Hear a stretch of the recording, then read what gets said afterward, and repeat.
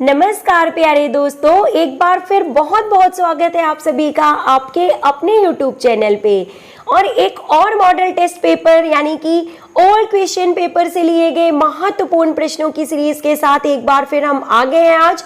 तो दोस्तों, अगर आप फिजिकल एजुकेशन सब्जेक्ट से रिलेटेड किसी भी कॉम्पिटिटिव एग्जाम की प्रिपरेशन कर रहे हैं तो हर दिन हमारे चैनल पे आप सभी दोस्तों की हेल्प के पर्पस से महत्वपूर्ण प्रश्नों की सीरीज प्रोवाइड की जाती है। तो इन वीडियो को प्रतिदिन बिना स्किप किए पूरा लास्ट तक जरूर देखा करें। यही वो क्वेश्चंस हैं जो एज इट इज आगामी सभी प्रतियोगी परीक्षाओं में आपको देखने के लिए जरूर मिलेंगे। तो काफी हेल्पफुल वीडियोस प्रोवाइड किए जाते हैं आपके लिए। तो शुरू करते हैं क्वेश्चन नंबर 30 के साथ। और हिंदी एंड इंग्लिश दोनों ही लैंग्वेजेस में क्वेश्चन हमने आपके लिए प्रोवाइड किए हैं। गैर उत्पादक व्यक्ति से उत्पादक व्यक्ति बनाना यह उद्देश्य है। यानी कि पूछा जा रहा है कि making productive people out of non productive people is the aim of.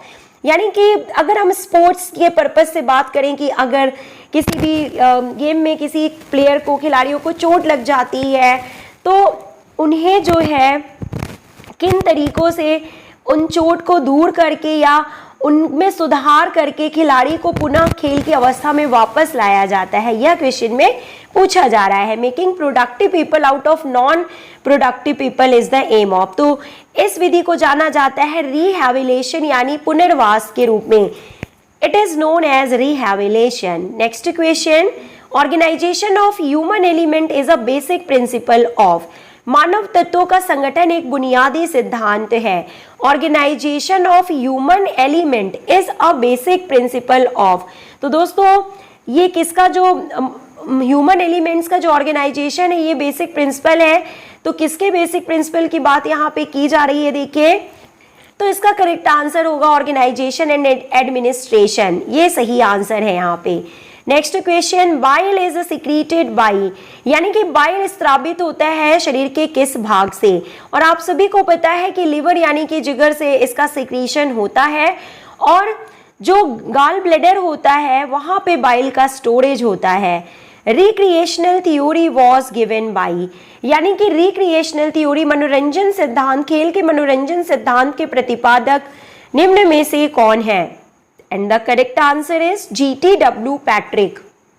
दोस्तों, खेल के सिद्धांतों से रिलेटेड एक थ्योरी जो एक डिफरेंट स्पोर्ट्स थ्योरीज जो है यानी खेल सिद्धांत से संबंधित एक क्वेश्चन सभी एग्जाम में जरूर पूछा जाता है। तो आप इन सभी प्रश्नों को रिवाइज करते हुए चलिए। Next question, stair and pyramid tournaments are type of. तो देखिए, थोड़ा सा मिस्टेक है क्वेश्चन में। अगर पूछा जाए कि पिरामिड टूर्नामेंट किसका प्रकार है तो आपको पता है दोस्तों कि पिरामिड टूर्नामेंट चैलेंज टूर्नामेंट के प्रकार के रूप में जाने जाते हैं। पर अगर बात की जाए कि स्टेयर केस यानी कि साइक्लिक स्टेयर केस एवं टेब्यूलर मेथड, ये तीनों जो है ये किसका फिक्सचर बनाने की विधियों में आते हैं, किस टूर्नामेंट में ये फिक्सचर बनाने की विधियों में शामिल किए जाते हैं, cyclic stair case and tabular method. तो करेक्ट आंसर होगा लीग टूर्नामेंट।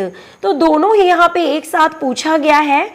तो दोनों ही के आंसर हमने आपको सेपरेटली बता दिए हैं कि पिरामिड टूर्नामेंट का संबंध चैलेंज टूर्नामेंट से है और स्टेयर केस मेथड का संबंध लीग टूर्नामेंट से है। दोस्तों, मूव करते हैं हम नेक्स्ट क्वेश्चन की ओर। And it is asking which of the factor is not affecting physical fitness. यानी शारीरिक स्वास्थ्य को निम्न में से कौन सा कारक प्रभावित नहीं करता। तो देखिए, पढ़ना लिखना, स्वास्थ्य के बारे में पढ़ना लिखना, शारीरिक शिक्षा के बारे में पढ़ना लिखना या फिजिकल फिटनेस को प्रभावित नहीं करता। इसके अलावा देखिए, नंबर 1, गहरी नींद व आराम, बैलेंस डाइट, प्रॉपर न्यूट्रिशन और daily exercise, workout, physical activities, ये सभी प्रभावित करते हैं फिजिकल फिटनेस को।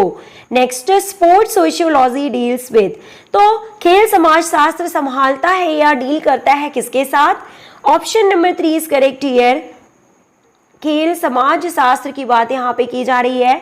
तो team cohesion, sorry friends, team cohesion, option number 1 यहाँ पे सही है कि टीम कोहेजन से इसका संबंध होगा।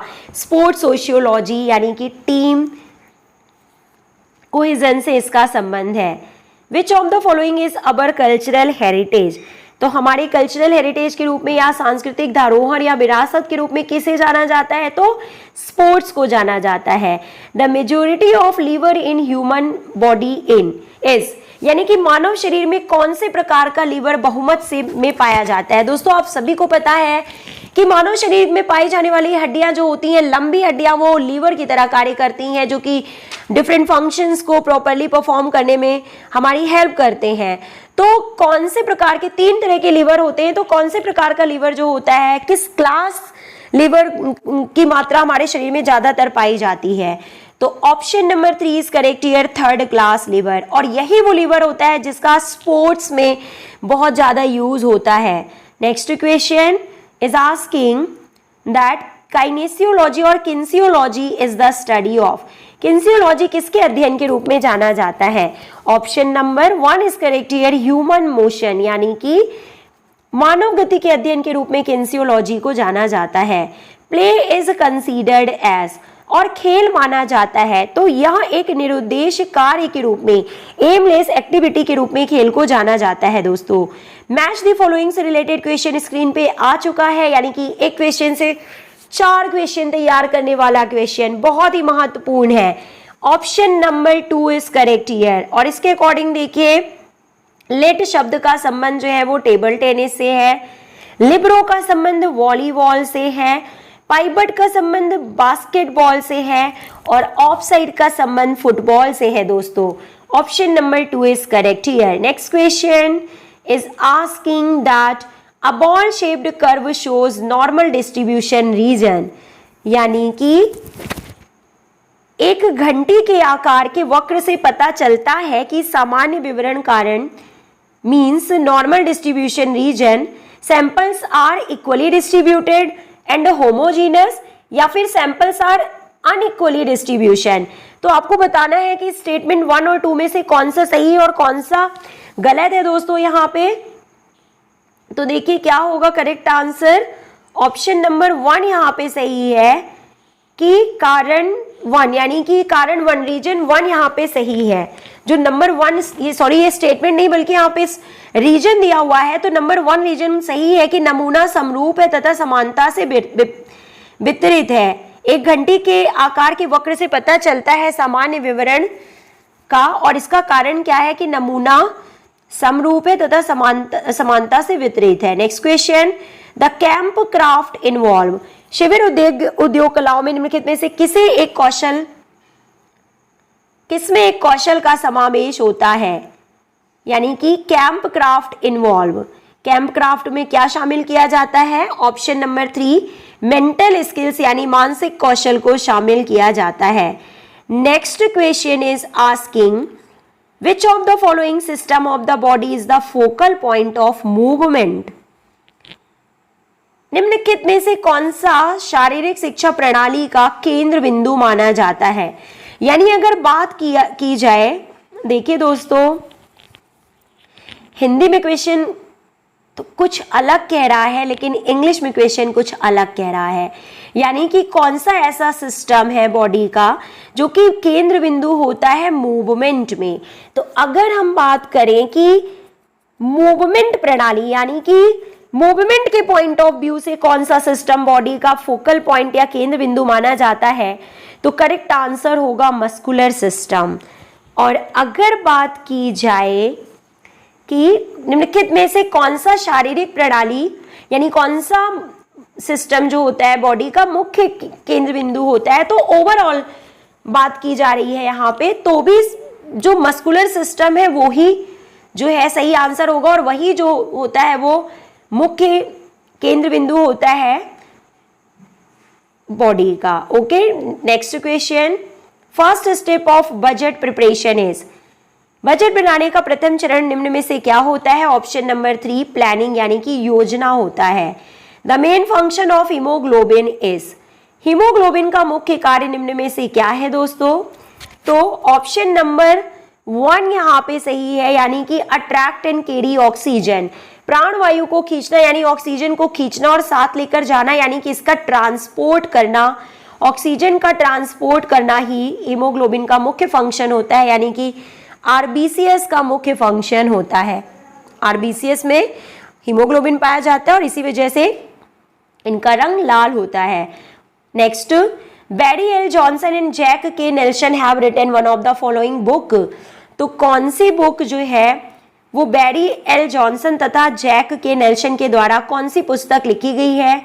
तो दोस्तों ये आपका फर्स्ट होमवर्क क्वेश्चन है, आपको सर्च करना है और सर्च करके करेक्ट आंसर कमेंट बॉक्स में लिख के जरूर बताना है। दोस्तों मूव करते हैं हम नेक्स्ट क्वेश्चन की ओर। मैच द फॉलोइंग से रिलेटेड क्वेश्चन है, देखिए स्क्रीन पे, और क्या है करेक्ट आंसर हम आपको बता देते हैं। देखिए ऑप्शन नंबर 3 यहाँ पे सही है, मींस ओसा कोक्साई का संबंध लार्ज हिप बोन से है। जो कोक्साई मसल होती है ओसा कोक्साई, वो हिप बोन्स में आती है, हिप बोन्स में इसको में इंक्लूड किया जाता है। टॉर्सल्स का संबंध एंकल बोन से है। मेटाटॉर्सल्स का संबंध जो है वो इनस्टेप बोन से है और फेलेंजेस का संबंध टो बोन से है। दोस्तों तो ऑप्शन नंबर 3 यहाँ पे बिल्कुल सही है। Next question, again match the following से रिलेटेड क्वेश्चन है, देखिए स्क्रीन पे, और क्या है correct answer. Option number 1 means fartlek training का संबंध एंड्योरेंस से है, जिसे स्पीड प्ले के नाम से जाना जाता है। स्ट्रेचिंग एक्सरसाइजेस का संबंध फ्लेक्सिबिलिटी से है। स्प्रिंट रेसेस का संबंध स्पीड को बढ़ाने से है और प्लायोमेट्रिक एक्सरसाइजेस का संबंध मैक्सिमम स्ट्रेंथ से है यहाँ पे। ठीक है, प्लायोमेट्रिक एक्सरसाइजेस का संबंध मैक्सिमम स्ट्रेंथ से है यहाँ पे। और दोस्तों स्क्रीन पे है आज का सेकेंड होमवर्क क्वेश्चन, और ये मैच द फॉलोइंग से रिलेटेड क्वेश्चन है, लेकिन सही आंसर हम आपको या ऑप्शंस हम आपको नहीं दिखाएंगे, ताकि आप सभी दोस्त जिन्होंने भी इस क्वेश्चन को पूरा देखा है, इन सभी यानी कि चारों पीरियड्स का जो सही ड्यूरेशन है इनको वन लाइनर के फॉर्म में आपको कमेंट बॉक्स में लिखना है। क्योंकि दोस्तों इन 4 में से कोई ना कोई एक पीरियड का ड्यूरेशन आपको सभी प्रतियोगी परीक्षाओं में देखने के लिए, प्रीवियसली सभी परीक्षाओं में देखने के लिए मिला है और आगे भी जरूर मिलेगा देखने के लिए ये क्वेश्चन। तो आप इसको इस तरह से तैयार कीजिए कि आपका ये 1 नंबर यहाँ पे पक्का हो सके। तो चारों पीरियड का ड्यूरेशन क्या है सही आपको वन लाइनर फॉर्म में कमेंट बॉक्स में लिखना है, इसीलिए हम आपको ऑप्शंस नहीं दिखा रहे हैं, मैच द फॉलोइंग के फॉर्म में नहीं, बल्कि आपको वन लाइनर फॉर्म में इसका आंसर कमेंट बॉक्स में लिखना है ताकि आपका ये क्वेश्चन तैयार हो सके। तो मिलते हैं नेक्स्ट वीडियो में, till then take care, good bye, have a nice day.